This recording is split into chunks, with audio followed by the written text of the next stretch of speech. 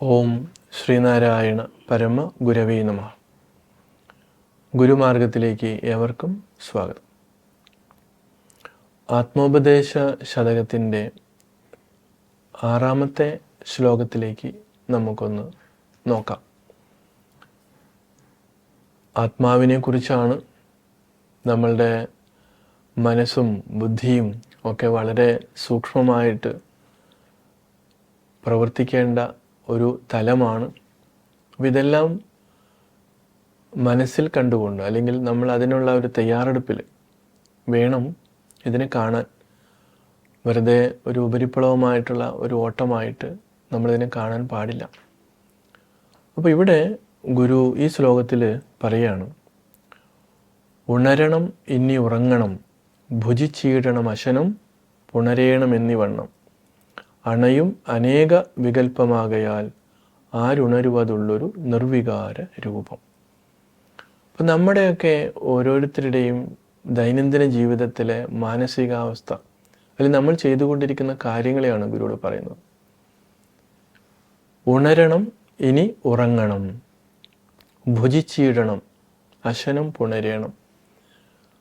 എല്ലാ ജീവജാലങ്ങളും ചെയ്യുന്ന കാര്യങ്ങളാണ്.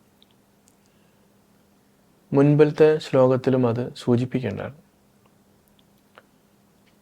ഉണരുക, അതായത് നമ്മൾ ഈ ജാഗ്രത അവസ്ഥയിലേക്ക് ഉണരുക. പിന്നീട് വീണ്ടും അതിനെ നമ്മൾ ക്ലോസ് ചെയ്തുകൊണ്ട് ഉറങ്ങാൻ പോകുക.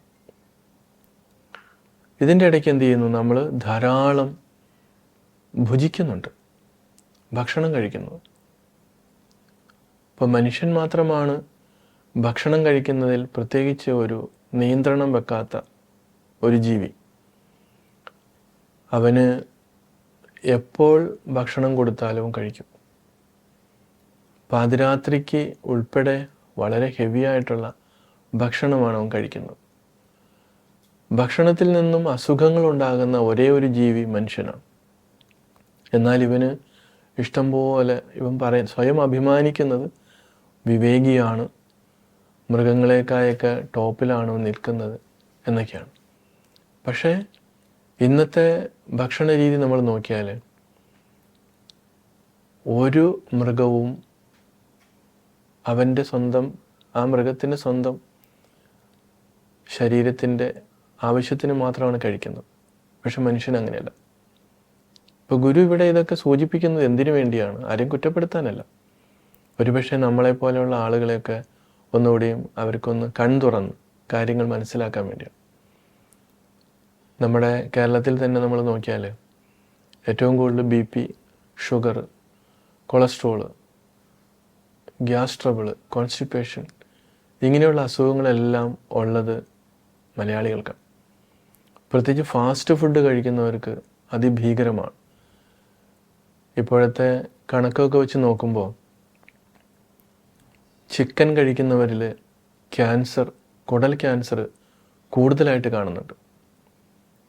അത് എന്തുകൊണ്ടെന്നുള്ള ഒരു പഠനത്തിൽ നോക്കുമ്പോൾ ഈ ചിക്കനിൽ ഒരുപാട് കെമിക്കൽസ് ഉണ്ട്. ഇതിനെ പെട്ടെന്ന് വളർത്താൻ വേണ്ടിയിട്ട് കുത്തിവെക്കുന്ന സാധനങ്ങൾ. ഇതെല്ലാം വാരി വലിച്ച് അതിൻ്റെ കൂടെ മസാല കൂടി ചേർക്കും. ഇതെല്ലാം കൂടി കഴിക്കുമ്പോൾ സംഭവം വളരെ പരിതാപകരമാണ്. അപ്പോൾ കുടലൊക്കെ മുറിച്ച് കളഞ്ഞുകൊണ്ടും ഒക്കെ ജീവിക്കുന്ന ഒരുപാട് ആൾക്കാരുണ്ട്. ഇവർ നാക്കിൻ്റെ ഒരു ടേസ്റ്റാണ് നോക്കുന്നത്, അല്ലാതെ ഇത് വയറ്റിൽ പോയി കഴിഞ്ഞാൽ എന്ത് ചെയ്യണം, അല്ലെങ്കിൽ അത് നമ്മുടെ ശരീരത്തിൻ്റെ മറ്റ് ഇതിലേക്ക് അതെങ്ങനെ ബാധിക്കും എന്നൊന്നും വിവേകിയായവൻ ചിന്തിക്കുന്നില്ല എന്നുള്ളതാണ് അതിൻ്റെ ഒരു വൈരുദ്ധ്യം. ഇത്രയും വിവേകമില്ലാത്ത മൃഗങ്ങളും പക്ഷികളും അവർക്കൊരു പ്രശ്നമൊട്ടില്ലാതാൻ, അവർക്ക് ആവശ്യമുള്ള ഭക്ഷണം കഴിക്കുന്നു, അതിങ്ങൾ കിടന്നുറങ്ങുന്നു, എല്ലാവരും സന്താനോൽപാദനം ചെയ്യുന്ന പോലെ അതും ചെയ്യുന്നുണ്ട്. ഇവിടെയും ഇതൊക്കെ തന്നെയാണ് ചെയ്യുന്നത്. അശനം, പുണരേണം എന്നിവണ്ണം, അണയും അനേക വികൽപ്പം.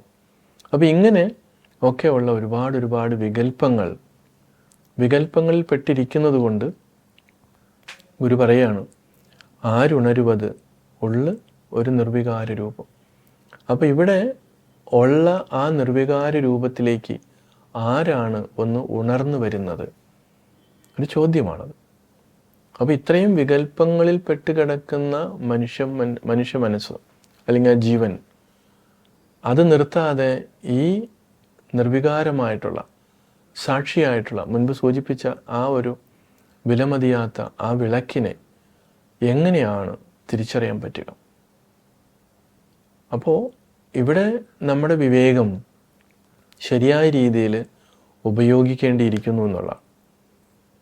ആധ്യാത്മികത എന്ന് പറയുമ്പോൾ ഇതെല്ലാം വിട്ടുകൊണ്ട് കാട്ടിൽ പോയി താമസിക്കുന്ന ഒരു ജീവിത ക്രമത്തെക്കുറിച്ചല്ല പറയുന്നത്.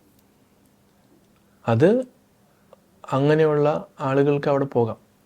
പക്ഷേ ഈ വിരക്തന്മാരായിട്ടുള്ള, പ്രത്യേകിച്ച് ശ്രീനാരായണ ഗുരുദേവനെ പോലെയുള്ള തപസ്വികളായിട്ടുള്ള മഹർഷിമാരാണ് ഈ മനുഷ്യൻ എങ്ങനെ നന്നായിട്ട് ജീവിക്കണം എന്നുള്ളതിനെക്കുറിച്ച് ശാസ്ത്രീയമായി അവതരിപ്പിച്ചിട്ടുള്ളത്. അതുകൊണ്ട് ആധ്യാത്മികത, ഫിലോസഫി എന്ന് പറയുന്നത് ഒരിക്കലും നമ്മുടെ ദൈനംദിന ജീവിതത്തെ വിട്ടുകൊണ്ടുള്ള ഒന്നല്ല, അതിനെ മാറ്റി നിർത്തിക്കൊണ്ടുള്ള ഒന്നല്ല, അതിനെ ചേർത്ത് നിർത്തിക്കൊണ്ട് അതെങ്ങനെ നമുക്ക് കുറച്ചും കൂടി സുഗമമാക്കാം എന്നുള്ള കാര്യങ്ങളാണ് അവർ പറഞ്ഞു തരുന്നത്. പക്ഷെ അന്ധമായിട്ടുള്ള ചില വിശ്വാസങ്ങളും ചില മുൻവിധികളും ഒക്കെ ഇവനെ മാറ്റി നിർത്തുകയാണ്. അതുകൊണ്ട് ഇവിടെ ഗുരുക്കന്മാർ പറയുന്ന കാര്യങ്ങൾ ശരിയായ രീതിയിലൊന്ന് മനസ്സിലാക്കി നമ്മൾ ജീവിച്ചാൽ നമുക്ക് കൊള്ളാം. അപ്പോൾ അല്ലെങ്കിലോ ഇവിടെ വീണ്ടും വീണ്ടും നമുക്ക് അശാന്തി നമുക്കുണ്ടാകും. അപ്പോൾ അശാന്തി ആരും ആഗ്രഹിക്കുന്നില്ല, എല്ലാവരും ശാന്തിയാണ് ആഗ്രഹിക്കുന്നത്. അതിനു വേണ്ടിയിട്ടാണ് ഇന്ന് നമ്മൾ ഈ കാണാവുന്ന ഭൗതികമായിട്ടുള്ള വികസനങ്ങളെല്ലാം ഉണ്ടാക്കിയിരിക്കുന്നത്. ആധുനിക ശാസ്ത്രം നമ്മൾ അതിനു വേണ്ടി ഉപയോഗിക്കുന്നുണ്ട്. പക്ഷേ ആ രീതിയിൽ നമ്മൾ ശാന്തരല്ല. നമ്മുടെ മനസ്സ് കൂടുതൽ കൂടുതൽ സങ്കീർണമാവുകയാണ്.